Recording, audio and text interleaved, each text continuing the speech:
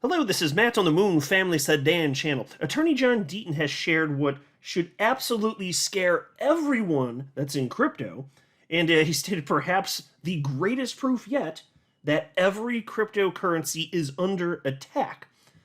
And I'm actually transcribed something from him, which I'm going to share at the beginning part of the video here. But, basically he was communicating that, absolutely this should scare the absolute expletive out of everyone in crypto.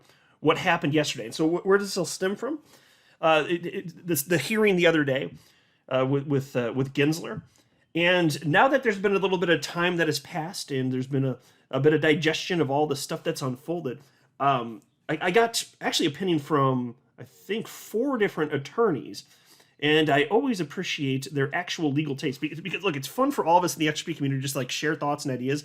But I always do put, I don't know about you guys, but I always put extra weight on those who have an actual legal background in terms of what are the real world implications of all this. But before going further, I do want to be clear. I do not have a legal or financial background of any kind. I'm not offering legal or financial advice, and you definitely should not buy or sell anything because of anything I say or write. I'm just an enthusiast who enjoys making YouTube videos about crypto-related topics, but just as a hobby and just for fun. And so here's a headline from you today. Attorney John Deaton shares scary takeaways from SEC chair's testimony to Congress. And so there was a clip from John Deaton's Crypto Law YouTube channel, which was shared by DAI, and I transcribed a portion of this. And check this out. John Deaton said the following, quote, "The number one thing that I took away from this hearing on specific questions that should absolutely scare the living S-word out of everyone in crypto is the following. It was an open-ended question by Maxine Waters, where she just played the bipartisan hack that she played in today's hearing, where she said questions like, do you have authority to regulate the crypto markets? Let's pause thinking about that. Now, for those of you that saw any of the clips, you might recognize that that's like the greatest softball of softball questions you could possibly ask him.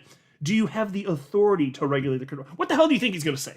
That is not useful at all. And then you compare that to what like Patrick McHenry was saying, and then Rep. Warren Davidson, who by the way specifically brought up XRP, and it's just it's fascinating the different approaches here. But obviously there's a lot of partisan behavior here, is what it is. So of course again he said yes, and then Attorney Deaton says, but she said, I want you to follow up your answer about what is a crypto, and this is what Gary Gensler said. If there is a website, that's an indication. If it is software that needs to be upgraded, that is an indication of a security.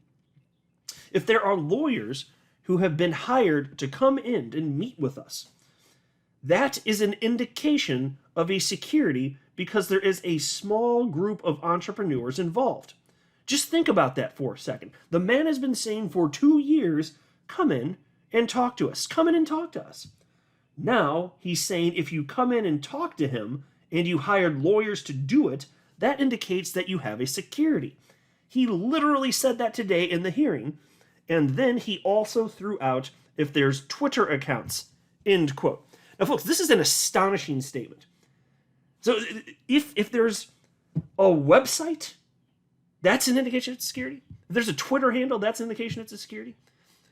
If there's an upgrade, to the blockchain, that means that the coin attached to the blockchain, that means it's a security because it can evolve over time.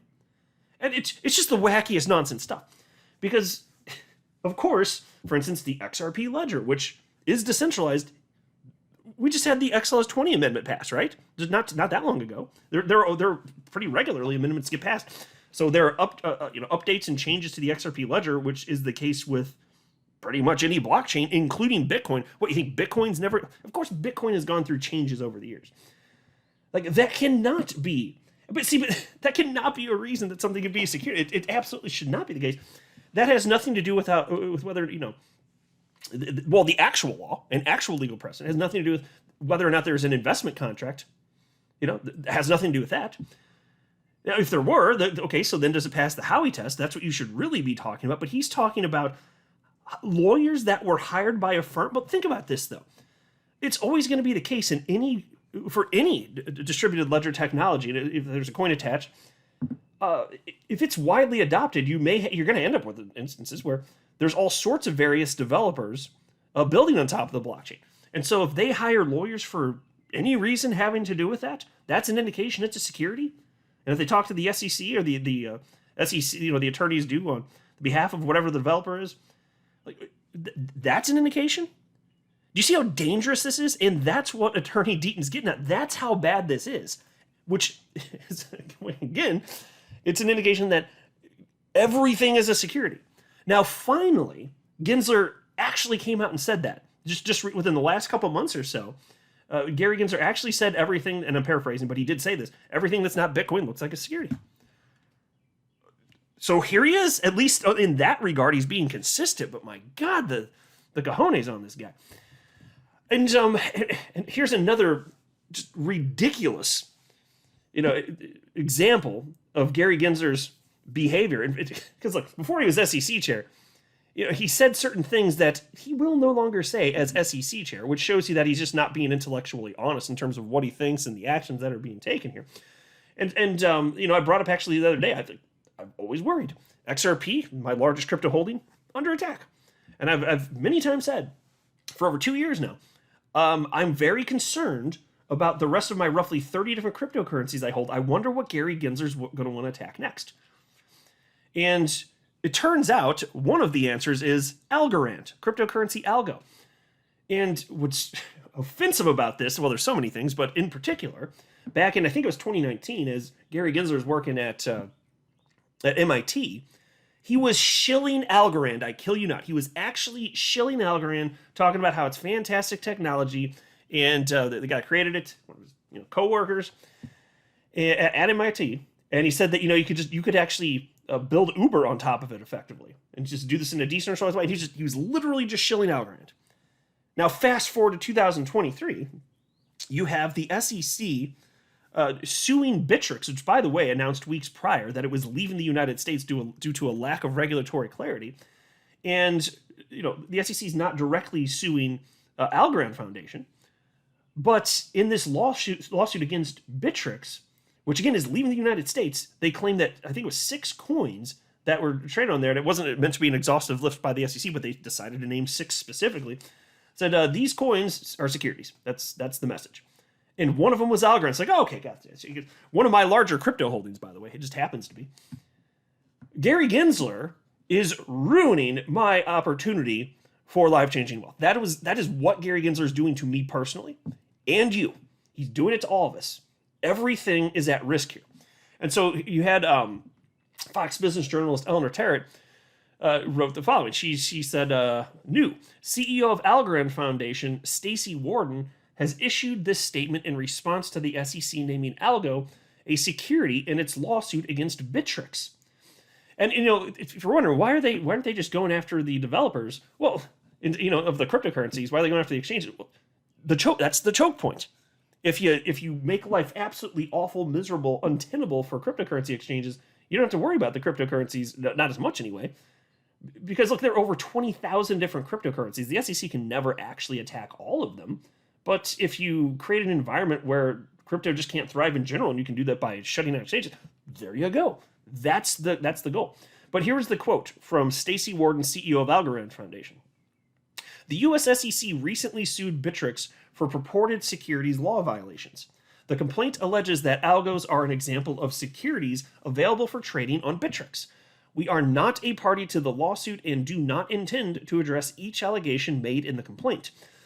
However, we want to be clear. The Algorand Foundation believes that algos are not securities under U.S. law. As a leader in the blockchain industry, we welcome clear regulatory guidelines for the advancement and growth of the entire ecosystem. Our priority is to act in the best interests of our community, and we will continue to do so. We look forward to seeing what this dynamic community will build next on Algorand, end quote. Yeah, and again, I can't help but wonder what gets attacked next. And for me personally, and you guys are probably asking yourself the same damn question, what do you hold that's going to next get attacked? Then there was this. Somebody named Ripple Van Winkle tweeted out, It still blows my mind how these exchanges delisted XRP right away, but yet Algo is still allowed to trade after the SEC announced it was a security. Doesn't make any sense. And look, I think that we can all respect where Ripple Van Winkle's coming from on that. But even though that's the case, it still is true, as pointed out here by XRP community member and attorney Bill Morgan, that it's not quite a perfect comparison. And I acknowledge that while being just as furious as Ripple Van Winkle and everybody else. Like, this should not be happening. But here's what attorney Morgan said. To be a true apples with apples comparison, the Algorand Foundation would need to be sued, but the basket of tokens listed by Coinbase on its exchange that the SEC in various lawsuits alleges are securities continues to grow. It's not a coincidence. Yeah. So Ripple was sued as it pertains to XRP. Ripple was sued as it pertains to Algo. An exchange was sued, Bittrex. So not quite the same thing, but again, that's part of the SEC's current strategy. So as a result of that, since those aren't, I get it. Sounds pretty damning, claiming Algo's a security, and yeah, sure. But is that going to cause exchanges in the United States? And plus, at this point, if you're an exchange and you see that everything's in flames and every coin is a target, then at some point you're just going to scratch your head and go like, but what's the point of delisting at this point? Like, what the hell's even the damn point? Because it's not like the SEC is going to not sue them, any exchange in the future. Like, it's either the exchanges win or they lose. If anything, it seems like a tacit admission if you delist something, like, oh yeah, I guess we got it wrong. Yeah, I guess our analysis was piss poor. Oh yeah, okay. I'm not saying I firmly believe that, but it just kind of, I'm frustrated, and it just makes you kind of wonder. There's also this from attorney Bill Morgan, 9 years on for Ethereum, and with a trading volume of over USD $9 billion per day. And the chair of the SEC will not publicly answer Congress whether Ethereum is a security, but repeatedly says there is clarity. You have to pinch yourself to know it's happening and not a bad dream. And of course, he's referencing the same Gensler hearing here. Now, somebody named Mark responded to attorney Morgan and has a different perspective, and which I don't agree with, but I love diversity of thought and sharing concepts, and I love lively debate. So in that vein, let's talk about this. Mark responded to attorney Morgan and said, sorry, but legally and ethically, he's right not to answer the question. So this guy's saying Gensler's right to not answer whether or not ETH is or is not a security. And then Mark says, the SEC chair should not be suggesting that a particular entity or product is in violation of the law without investigation and authorization. He can talk about crypto generally, but not specific tokens. And of course, I firmly disagree with that. For the reasons actually pretty well articulated by attorney Bill Morgan here, and then by attorney Fred Rispoli. So I'll share with you both of those perspectives. Attorney Morgan says, okay, but after almost a decade, he could legitimately be asked, has there been an investigation, or is there an ongoing investigation, and if not, why not? If he said there is an investigation, then we can understand the no comment. He was asked that in context of security v. commodity. Yeah, and actually, I think that's a rather good point. If Gary Gensler were publicly stating that there's some sort of investigation regarding that, that would be a circumstance where I'd say, okay, actually, yeah, it's under, fine. Don't say a damn thing about it now because it's a volatile, moving situation. I got it. But if that's not the case, there's absolutely no excuse. Now, attorney Rispoli came and shared his perspective, responding to attorney Morgan, and he seems to think the same thing. He said, exactly. There is a big difference between not stating a position because you don't yet know, and the issue is new, versus the issue is 10 years old, you had multiple departments research the legality of the issue, and you have a policy position you are deliberately hiding from the public. Spot on. Folks, it has been almost a decade. It shouldn't be difficult to give a yes or no answer for this. So I respectfully disagree with Mark there, and that's fine. Everybody's entitled to their opinion. That's fine. But no, not at this point for something as obvious as this. Like, what is the United States dollar? What is gold? What is Bitcoin? What is ETH? It should be equally easy for him to answer all of those questions. He just won't. And then there's this from attorney James Murphy, who goes by the name Meta Lawman, and he has some really insightful stuff quite regularly. And so I've been more closely following Metal Lawman, and I want to share with you his take, specifically having to do with this exact topic. And he wrote the following. The opposite of regulatory clarity. The curious case of Gary Gensler. At yesterday's hearing before the House Financial Services Committee, SEC Chairman Gary Gensler repeatedly refused to answer one simple question. Do you believe the digital asset ETH is a security? The question was repeatedly put to Chairman Gensler by Patrick McHenry, Republican, North Carolina, who is the chairman of the House Financial Services Committee, which is the committee specifically charged with oversight of the SEC. Gensler's refusal to answer has serious implications. If Ethereum qualifies as a security, it would be illegal to buy or sell Ethereum in the United States because it has not been registered with the SEC. This is not a hypothetical risk. The NYAG, New York Attorney General, has taken the position in recent litigation that Ethereum is a security under New York law. The chairman of the SEC is known as the top cop for the United States securities markets. Can you imagine any other chief law enforcement officer flatly refusing to inform those within his jurisdiction what is legal and what is not? The idea that citizens must be informed in advance of what is prohibited by law before they can be charged with violating the law is a fundamental part of our concept of due process. This simple principle traces its roots back at least 1,000 years to the Magna Carta. But Chairman Gensler will let you know what law you broke when he sues you for breaking that law. And there's nothing you or anybody else, including Congress, can do about it.